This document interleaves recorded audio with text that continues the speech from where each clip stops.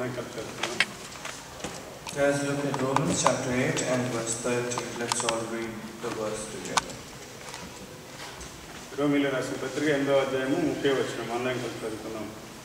మరియు ఎవరిని ముందుగా నిర్ణయించెనో వారిని పిలిచెను, ఎవరిని పిలిచెనో వారిని నీతిమంతులుగా తీర్చెను, ఎవరిని నీతిమంతులుగా తీర్చెనో వారిని మహిమపరచెను. ప్రార్థన చేసుకున్నాం. దేవుని తండ్రి, జీవన దేవ పరిశుద్ధుడా, నేను మరి నీటికి మూడు మహారాష్ట్రుడు వేసుకుంటూ దాని దినాన్ని తండ్రి మిమ్మల్ని ఆలోచించి నేను మరి చెల్లించండి, మరి మమ్మల్ని జ్ఞాపకం చేసుకోనండి. ఈ వాక్యం ద్వారా మాత్రం మాట్లాడండి దేవా. మరి ఈ దినము ప్రభావ ఈ స్వరాన్ని మేము మాకు సహాయించండి దేవా. తద్వారా మా పూర్ణ హృదయంతోనూ పూర్ణ ఆత్మతోనూ పూర్ణ మనసుతోనూ ఆరాధించడానికి సహాయించండి. మీరు ఆత్మ కనుక మేము ముఖ్యమైన మరి మా ఆత్మతో ఆరాధించడానికి సహాయించమని ముఖ్యంగా మాట్లాడుతున్నాను కూడా మీరు సెలవుచడానికి బయటపడుతుంది. యేసుక్రీస్తు నామమున పెట్టి ప్రార్థన చేసుకుంటున్నాం తండ్రి.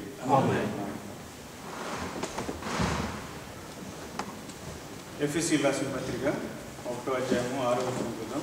Let's look at Ephesians chapter 1 and verse 6. ఎఫెసీయుల రాసిన పత్రిక 1వ అధ్యాయము 6వ వచనం. ఎట్లనగా తన ప్రియనియందు తాను ఉచితముగా మనకు అనుగ్రహించిన తన కృపా మహిమకు కీర్తి కలిగినట్లు తన చిత్త ప్రకారమైన దయా సంకల్పం చొప్పున యేసుక్రీస్తు ద్వారా తనకు కుమారులుగా స్వీకరించుటకై మనల్ని ముందుగా తన కోసం నిర్ణయించుకొని మనము తన ఎదుట పరిశుద్ధులమును నిర్దోషములను నా ఉండవలనని జగత్తు పునాది వేయబడకమునిపై ప్రేమ చేత ఆయన క్రీస్తులో మనల్ని ఏర్పరచుకొనెను. I think we should read from verse 4, Ephesians chapter 1 and verse 4. From verse 4 I read. For he chose us in him before the creation of the world to be holy and blameless in his sight. In love he predestinated us to be adopted as his sons through Jesus Christ in accordance with his good pleasure and will, to the praise of his glorious grace which he has freely given us in the one he loves. From verse 4 to 6. ఈ యొక్క రెండు వచనాలు చూస్తే రోమీయులకు రాసిన 8:30, ఎఫెసీయులకు రాసిన పత్రిక 1:4-6 చూసినట్లయితే ఇక్కడ మనం కొన్ని విషయాలు చూస్తే ఇక్కడ ఏమంటున్నాడంటే దేవుడు యేసుక్రీస్తు ద్వారా తనకు కుమారులుగా స్వీకరించుటకై మనం ముందుగా తన కోసము నిర్ణయించుకొని. In both verses that we read, Romans 8 and verse 30 and Ephesians from verse 4 to 6, he says that through Jesus Christ, our dear Father has received us to him. కుమారులుగా స్వీకరించుటకై మనం ముందుగా తన కోసం నిర్ణయించుకున్నాం. అంటే దేవుడు యొక్క జగత్తు పునాది వేయబడక ముందే తన కోసం ఆయనకు కుమారులుగా చేసుకోవడం కోసం ముందుగా కొంతమంది నిర్ణయించుకున్నాడట. The verse 5 it says he predestinated us to be adopted as his sons through Jesus Christ. చూడండి, ఈరోజు మనం అందరం ఇక్కడ గ్యాదర్ అయి ఉన్నామంటే, ఈరోజు మనందరం ఇక్కడికి వచ్చినామంటే, దేవుని యొక్క వాక్యం వింటున్నామంటే, లేకపోతే దేవుని యొక్క మందిరానికి వచ్చామంటే, ఎప్పుడో ఈ జగత్తు పునాది వేయబడక మునిపే, అంటే ఈ యొక్క భూమి సృష్టింపబడక మునిపే దేవుడు ఈరోజు మనం ఈ విధంగా ఆయనలో మనల్ని నిర్ణయించుకున్నాడు. As God has adopted us into his kingdom, into his family, long before we were born into this world, before the foundations of the world has been made, God has predestinated us to be in him. ఇది ఆలోచిస్తే ఎంతో మనకి అర్థం కాదు, కానీ జగత్తు పునాది వేయబడక ముందే దేవుడు తన కోసం నన్ను నిర్ణయించుకున్నాడు, లేకపోతే నిన్ను నిర్ణయించుకున్నాడని ఒక్కసారి మనం ఆలోచిస్తే అది ఎంత గొప్ప అద్భుతమైన విషయంగా మనకు కనపడుతుంది. Can you grasp this great thing of what the Lord has done in choosing us before the foundation of the world? అయితే ఈ ఎఫెసీయులకు రాసిన పత్రికలో దేవుడు ఏమంటున్నాడంటే యేసుక్రీస్తు ద్వారా కుమారులుగా స్వీకరించుటకై ప్రేమ చేత క్రీస్తులో మనల్ని ఏర్పరచుకొనెను. It says in the verses that we read, long ago, even before the world was made, God loved us and chose us in Christ. ఇక్కడ మనకు ఒక రోమీయులకు రాసిన పత్రికలో చూస్తే దేవుడు ముందుగా నిర్ణయించుకున్నాడు. ఎవరిని ముందుగా నిర్ణయించినాను కదా. ఇప్పుడు దేవుడు తెలుసు ఈ యొక్క లోకంలో ఎంతమంది పుట్టుబోతున్నారు, లేకపోతే ఎంతమంది అని ఆయనకు తెలుసు. అయితే పుట్టబోయే జనంలో లేకపోతే పుట్టినటువంటి వీళ్ళంతా ప్రజలందరిలో ఆయన కొరకు కొంతమందిని ముందుగా నిర్ణయించుకున్నాడు అని మనం చదువుకున్నాం కదా. అయితే ఇక్కడ గమనించిన విషయం ఏంటంటే యేసు క్రీస్తులో అనేది మనం ఇక్కడ గమనించాలి. We see that from these verses we have read, Romans says that God has chosen us, and Ephesians says that He chosen us before the foundation of the world, long before all the statistics of the human population. God chose some remnant for Himself, and therefore we see that He chose us in Christ. చూడండి, దేవుడికి తెలుసు ఆయన ఎంతమంది ఎవరెవరు పుడతాను, నేను ఎప్పుడు పుడతాను దేవుడికి తెలుసు. దేవుడు నన్ను ఎన్నుకున్నాడు కాబట్టి, దేవుడు ఆయన ఎందుకు నిర్ణయించుకున్నాడు కాబట్టి నేను తెలుసుకున్నాను కాబట్టి. కానీ యేసు క్రీస్తులోనే ఎందుకు దేవుడు మనల్ని అంగీకరించాలి? యేసు క్రీస్తులోనే మనల్ని ఆయన కుమారులు ఎందుకు స్వీకరించాలి? దేవుడే కదా మనల్ని సృష్టించింది. God knows that He formed us, and He knows when we will be born on this earth. But then we see here that it says that God chose us in Christ. Why is it that He chose us in Christ? మనకి చాలామంది మనం చూస్తూ ఉంటాం, ఇంటింటికి వచ్చి tracks పంచుతూ ఉంటారు. Jehovah witness వాళ్ళు, లేకపోతే ముస్లిమ్స్ వాళ్ళు ఏం చెప్తారు తెలుసా? ముస్లిమ్స్ ఏమంటారంటే, మీరు పూజించే దేవుడు మేము పూజించే దేవుడు ఒక్కలే, కానీ మీరు యేసు ప్రభువుని మధ్యలో తీసుకొస్తారు. యేసు ప్రభు అవసరం లేదు మనకి, దేవుడిని మనం క్షమాపణ అడిగితే దేవుడు మనకు క్షమిస్తాడంటారు. జెహోవా విట్నెస్ వాళ్ళు ఏమంటారు తెలుసా? దేవుడు యేసుక్రీస్తు ప్రభువుని మన పాపం కొరకు పంపించాడు. ఆయన యేసుక్రీస్తు ప్రభు మన పాపం కొరకు చనిపోయాడు, ఆయన ద్వారా మనకి రక్షణ వచ్చింది. అంతే, యేసుక్రీస్తు ప్రభు వారితో ఇంకా మనకి ఆయన దేవుడి కుమారుడే, కానీ మనం ఆయన ఆరాధించవలసిన లేదు అంటారు. We see a lot of people knocking at our doors now and then. Both people who are of Jehovah's Witness and Muslims, they do talk about that we worship the same God, but the only difference between you and us is that you guys bring in Jesus in the middle. Jesus was only the sacrificial, He was sacrificed for our sins, and then once He's done that, there's no need of Jesus Christ, and that's the difference between us and you. That's what they say.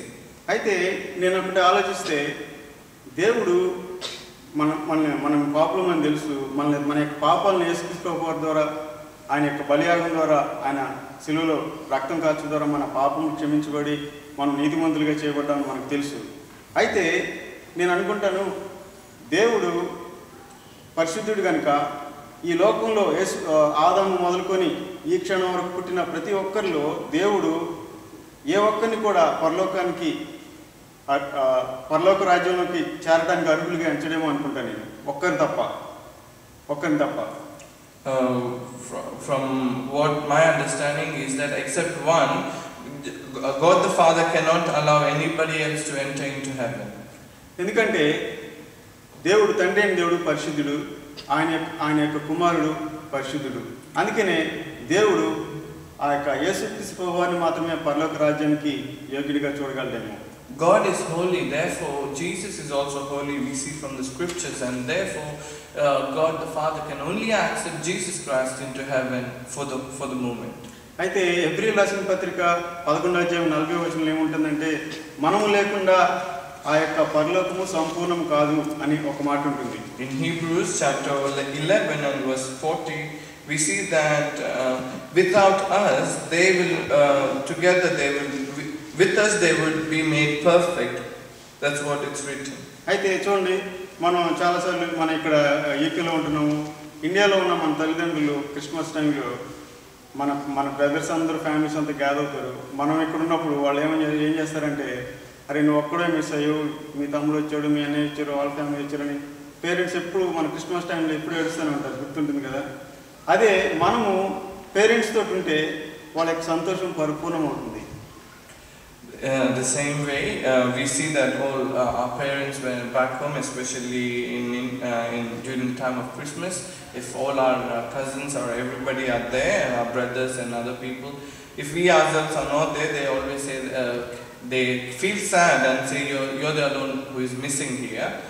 And parents do feel that we all should be together, and that's what we see here as well. అట్లనే పరలోక రాజ్యంలో మనం అందరం లేకపోతే ఆ యొక్క పరలోక రాజ్యం సంపూర్ణం కాదని చెప్పి దేవుడు మనందరినీ తన కోసం నిర్ణయించుకున్నాడు.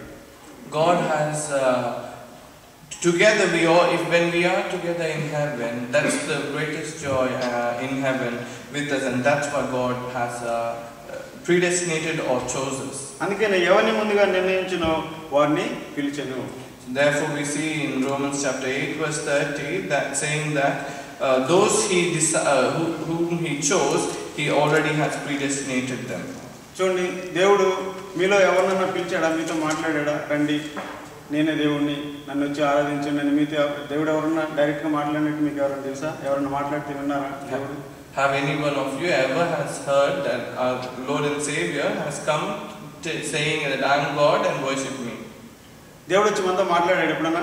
Has ever God spoken to you, any one of you? కానీ దేవుడు మనను ఆయన కోసం నిర్ణయించుకొని ఆయన పిలిచాడు అంటే, చూడండి చాలామంది ఎలా పిలుస్తాడంటే దేవుడు తన యొక్క సేవకుల ద్వారా ఆయన యొక్క వాక్యాన్ని వినిపించి, దేవుడు నిర్ణయం ప్రకారము మనం ఆయనలో ఏర్పరచబడ్డాం కాబట్టి మనం విడిచిపెట్టి దేవుడు కాదు కాబట్టి ప్రతి ఒక్కరితోటి ఎక్కడో ఒక చోట బస్సులో ట్రాక్ లేకపోతే ఏదో చర్చికి ఏదో ఒక అరగంట వెళ్ళి కూర్చుందాం అనుకున్నప్పుడు దేవుని వాక్యం విని రక్షింపబడిన వాళ్ళు అనేక మంది ఉన్నారు.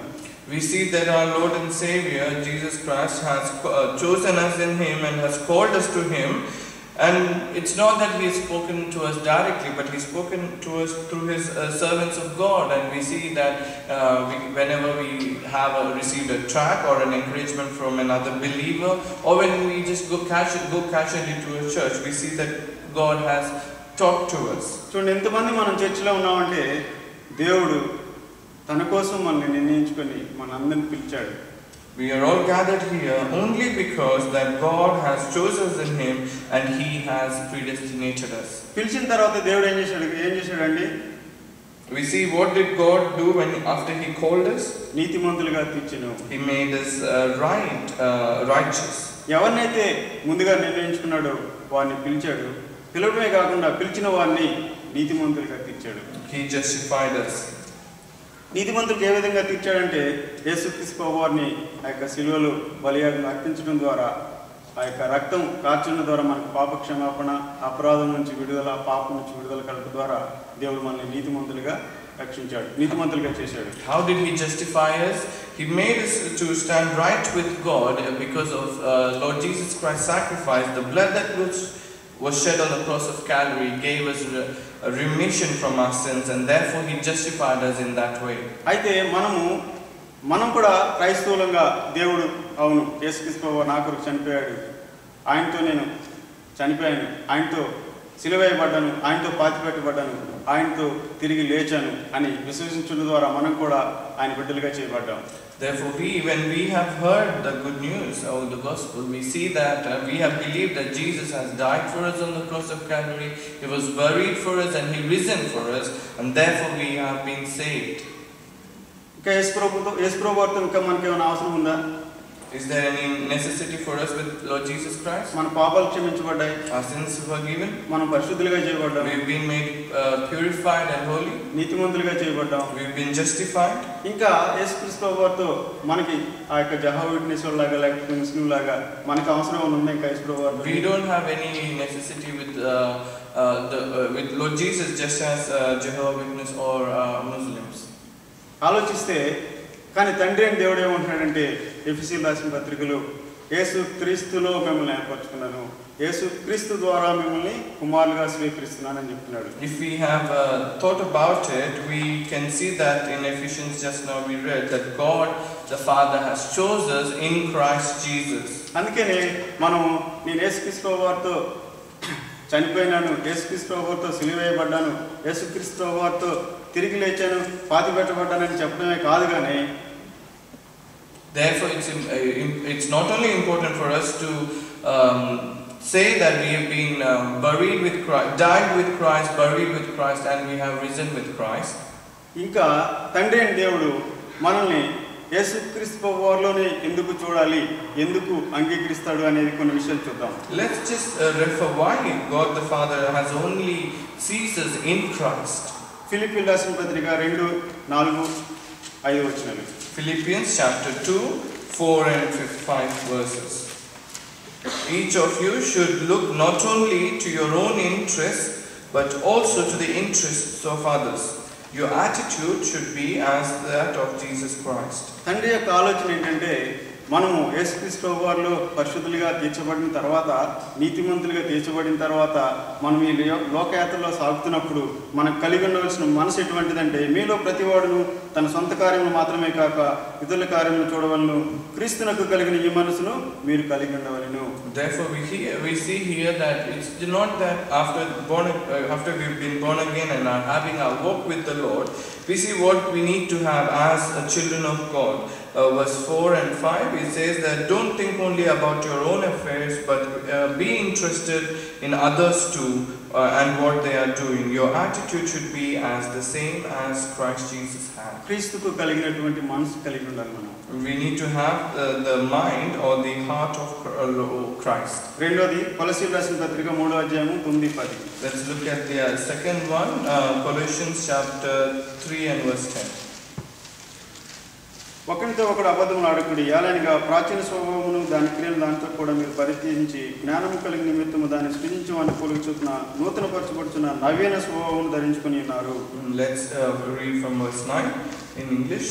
Don't lie with each other, for you have stripped off your old evil nature and all its wicked deeds.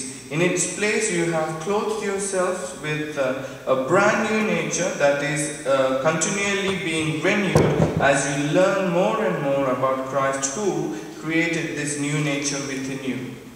చూడండి, క్రీస్తు కలిగినటువంటి స్వభావం ఒకటి, నవీన స్వభావం ఒకటి కలిగి ఉండాలి మనం. There are two things. We need to have a new nature and also a nature like that of Christ. అలాగే గలతీయులకు రాసిన పత్రిక 3:27. Galatians chapter 3 and verse 27. యేసుక్రీస్తునందు మీరందరూ విశ్వాసం వలన దేవుని కుమారులైనారు, క్రీస్తులోనికి బాప్తిస్మం పొందిన మీరందరూ క్రీస్తుని ధరించుకొని ఉన్నారు. All we have been united with Christ in baptism have been made like him. చూడండి, దేవుని యొక్క ప్రణాళిక ఏంటంటే ఆయన మనం ముందుగా నిర్ణయించుకొని ఆయన ఎన్నుకోవడమే కాకుండా మనల్ని పిలిచిన దేవుడే కాకుండా, మన నీతిమంతులుగా చేసిన దేవుడే కాకుండా, దేవుడు మన యొక్క జీవితము యేసుక్రీస్తు వారి యొక్క క్వాలిటీస్ లోకి మారాలని కోరుకుంటున్నాడు. God predestinated us, called us and justified us. Not only that, he wants us to have the qualities of our Lord Jesus Christ. క్రీస్తు కలిగినటువంటి మనసు కలిగి ఉండాలి. We need to have the heart of Christ. నవీన స్వభావం కలిగి ఉండాలి. We need to have a new life. క్రీస్తుని ధరించుకుని ఉండాలి. We need to be clothed with Christ. ఇవి ఎప్పుడైనా వీటి గురించి మీరు ఆలోచించారా? Have you ever thought of these things? క్రీస్తుని ధరించి ఉండడం అంటే What does it mean that we are clothed with Christ? అలాగే క్రీస్తు కలిగిన మనసు కలిగి ఉండడం అంటే what sort of mind does Christ have, or what does it mean to be? చూడండి, ఇంకా 1 కొరింథీ 15వ అధ్యాయము 49వ వచనము. Let's look at 1 Corinthians chapter 15 and verse 49. మనము మంటి నుండి పుట్టిన వారి పోలికను ధరించిన ప్రకారము పరలోక సంబంధి పోలికయు ధరింతుము. Just as we have been born in the likeness of earthly man, so we shall bear the likeness of the man from heaven. క్రీస్తు యొక్క పోలిక మనం కలిగి ఉండేది. We will have the likeness of Christ. క్రీస్తు మనసు కలిగి ఉండడం. We need to have the mind of Christ. నవీన స్వభావం కలిగి ఉండడం. New life of Christ. క్రీస్తు యొక్క నవీన స్వభావం కలిగి ఉండడం. The new life of Christ. క్రీస్తుని ధరించి ఉండడం.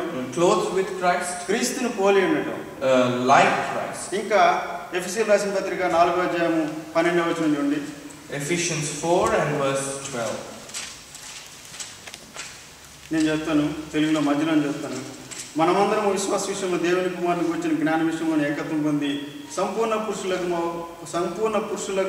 పురుషుల మగ వరకు, అనగా క్రీస్తునకు కలిగిన సంపూర్ణతకు సమానమైన సంపూర్ణత కలుగువారు మగ వరకు. From verse 12, to prepare God's people for good works of service, so that the body of Christ be built up, until we all reach unity in the faith and in the knowledge of Son of God, and become mature, attaining to the whole measure of the fullness of Christ. క్రీస్తుకు కలిగినటువంటి సంపూర్ణతలోనికి మనం రావాలి. We need to come into the fullness of the whole measure of the fullness of Christ. అలాగే రోమీయులకు రాసిన పత్రిక 8వ అధ్యాయం 29వ వచనం చూడండి. Shall we look at Romans chapter 8 and verse 29? Romans chapter 8 and verse 20. ఎందుకనగా తన కుమారుడు అనేక సహోదరులలో జ్యేష్ఠుడగినట్లు దేవుడు ఎవరిని ముందుగా ఎరిగిన వారు తన కుమారునితో సారూప్యము గలవారు ఒకటకు వారిని ముందుగా నిర్ణయించెను. For God knew his people in advance, and he chose us to be like his son, and that his son would be the firstborn with many brothers and sisters. చూడండి ఇక్కడ ఆయన యొక్క కుమారుని సారూప్యము. We see here that in the likeness of his son. ఆయన కుమారుని యొక్క స్వరూప్యము కలిగిన వారమగుటకు దేవుడు మనల్ని నిర్ణయించుకున్నాడట. God has chosen us to be like his son. చూడండి, నేను రక్షింపబడ్డాను, పాప క్షమాపణ జరిగింది, నాకు నేను నీతిమంతుడిగా తీర్చాను అని చెప్పి మన ఇష్టానుసారంగా జీవిస్తే దేవుడు అంగీకరించడేమో. Please take note that if we are born again and if we live the way that whatever life that we want, God may not accept us. దేవుడు మనకి క్రీస్తు యొక్క మనసుని ఇస్తున్నాడు. God is giving us the mind of Christ. నవీన స్వభావాన్ని ఇస్తున్నాడు. He is giving us a new life. క్రీస్తుని ధరించుకునే భాగ్యాన్ని మనకు కలిగిస్తున్నాడు. He is giving us an opportunity to be clothed with Christ. క్రీస్తుని పోలిక కలిగినటువంటి జీవితాన్ని కలిగిస్తున్నాడు. To be in the likeness of Christ. క్రీస్తుకి కలిగినటువంటి సంపూర్ణ పురుషులగినట్లు మనకు కూడా సంపూర్ణులుగా అవడానికి దేవుడు మనల్ని ప్రిపేర్ చేస్తూ ఉన్నాడు. He is bringing us in to be in the whole measure of the fullness of Christ. చివరిగా చూస్తే క్రీస్తు యొక్క సారూప్యం కలిగిన వారు ఒకటకు మనల్ని నిర్ణయించుకున్నాడు దేవుడు. In the end we see here that we need to be like Christ. దేవుడు, that's why God created us. దేవుడు మనల్ని ఎందుకు ఎన్నుకున్నాడో ఇవన్నీ చూస్తే అర్థమవుతుంది. దేవుడు యేసుక్రీస్తు ప్రభువారిలోనే మనల్ని ఎందుకు ఎన్నుకున్నాడు, యేసుక్రీస్తు ప్రభువారిలోనే మనల్ని ఎందుకు ఏర్పరచుకున్నాడని ఒకసారి ఆలోచిస్తే మనం మన పాపాలకు క్షమాపణ జరిగిపోయింది కదా అని ఉండడానికి లేదు. ఎందుకంటే దేవుడు మనల్ని అంగీకరించాలంటే మన యొక్క జీవితం యేసుక్రీస్తు ప్రభువారిలో ఉండాలి, మన యొక్క మనసు యేసుక్రీస్తు ప్రభువారిలో ఉండాలి, మన యొక్క స్వభావం నవీన స్వభావం కలిగి ఉండాలి. మనం ఆయన యొక్క స్వరూప్యంలోనికి, ఆయన యొక్క స్వరూపంలోనికి, ఆయన యొక్క క్రీస్తు యొక్క పోలికలోనికి మనం మార్చబడుతూ ఉండాలి. It's not just enough for us just to be say that we have been born again, our sins have been forgiven, but we should be able to see that day after day we are being renewed to be like Christ in the newness of life, clothed with Christ, and also to be like Christ and coming to the full measure of the fullness of Christ, and in the final we see that we have to be like Christ. అందుకనే దేవుడు యేసుక్రీస్తు ప్రభువారిలో ఉన్న వారందరూ కూడా యేసుక్రీస్తు ప్రభువారు ఏమంటారంటే నేనే మార్గం అని అంటాడు కదా దేవుడు. యేసుక్రీస్తు ప్రభువారిలో ఉన్న వారందరూ కూడా మనము యేసుక్రీస్తు ప్రభువారితో ఉంటాం కాబట్టి యేసుక్రీస్తు ప్రభువారు ఎక్కడ ఉంటారండి? పరలోక రాజ్యంలో ఉంటారు కదా. మనం కూడా అందుకనే ప్రకటన గ్రంథంలో అంటాడు మనము ఆయన యొక్క యేసుక్రీస్తు ప్రభువారితో ఆయన యొక్క సింహాసనం మీద కూర్చున్నామని చెప్తాడు దేవుడు. Therefore, if we see that if we will be like Christ, and we know that Jesus is in heaven, and then therefore who are like Christ, we will all be with Christ in heaven. And therefore we see in Revelation it says that Christ is seated on the throne, and we will be with him be seated with him in heavenly place. అలాగే కొలస్సీయులకు రాసిన పత్రిక 3:4 చదవండి. Shall we look into Colossians chapter 3 and verse 4. మనకు జీవమైన క్రీస్తు ప్రత్యక్షమైనప్పుడు మీరు ఆయనతో కూడా మహిమయందు ప్రత్యక్షమవుదురు. And when Christ, who is your real life, is revealed, the whole world will share in all his glory. ఆయన ప్రత్యక్షమైనప్పుడు మనం కూడా ప్రత్యక్షమవుతాం, ఆయన యొక్క మహిమలో మనం కూడా ప్రత్యక్షమవుతామని చెప్తున్నాడు ఇక్కడ. Here we see that when Christ will come, we will also share in his glory. 1 యోహాను 3:2. Let's look at 1 John chapter 3 and verse 2. 1 John chapter 3 and verse 2. ప్రియులారా, ఇప్పుడు మనం దేవుని పిల్లలమై ఉన్నాము. మనం ఇక ఏమవుదామో అది ఇంకా ప్రత్యక్షపరచబడలేదు, కానీ ఆయన ప్రత్యక్షమైనప్పుడు ఆయన ఉన్నట్లుగానే ఆయనను చూతుము గనుక ఆయనను పోలియుందుమని ఎరుగుదుము. Yes, dear friends, we are already God's children, and we can't even imagine what we will be like when Christ returns. But we know that when he comes, we will be like him, for we will see him as he really is. ఆయన ప్రత్యక్షమైనప్పుడు ఆయన ఉన్నట్లుగానే ఆయన చూతుము గనుక ఆయనను పోలియుందుమట. When we will come, we will be like him. ఫిలిప్పీయులకు రాసిన పత్రిక 3:21. Philippians chapter 3 and verse 21. సమస్తము తనకు లోపరుచుకున్న జాలని శక్తిని బట్టి ఆయన మన దీన శరీరము తన మహిమ గల శరీరమునకు సమరూపము గల దానిగా మార్చును. He will take these weak immortal bodies of ours and change them into his glorious bodies like his own. ఈ శరీరము మహిమ గల శరీరంగా మార్చబడుతుంది. Our mortal bodies will be glorious bodies. చూడండి రోమీయులకు రాసిన పత్రిక 8:29 ఒకసారి చదువుదాం. Let's look at Romans 8:28. అందరం కలిసి చదువుదాం. 29. 8:29. ఎందుకనగా తన కుమారుడు అనేక సహోదరులను చేసినట్లు దేవుడు ఎవరు ముందుగా వాడు తన కుమారుడితో సారూప్యముగా ఉన్నట్లుగా ముందుగా గలవారం ఒకటకు వారిని ముందుగా నిర్ణయించును. దేవుడు ఆయన యొక్క ప్రణాళిక ఏర్పాటు చూస్తే అది ఎంత మనకు అర్థం కానిది. If we look at God's plan, we cannot imagine. ముందుగా ఎవరిని పిలిచిన వారిని ఎవరిని ముందుగా నిర్ణయించిన వారిని పిలిచెను, ఎవరిని పిలిచిన వారిని నీతిమంతులుగా తీర్చెను, ఎవరిని నీతిమంతులుగా తీర్చిన వారిని మహిమపరచెను. Those he chose them and he called them to come to him and he gave them a right standing with himself and he promised them his glory. ఏ విధంగా మహిమపరచాడండి? How did he glorify us? ఏమన్నా ఆస్తిపాస్తులు ఇచ్చి లేకపోతే talents ఇచ్చి దేవుడు నిన్ను మహిమపరచాడు అనుకుంటున్నావా? Did he give us wealth and other assets and did he give us talents and skills? కాదు.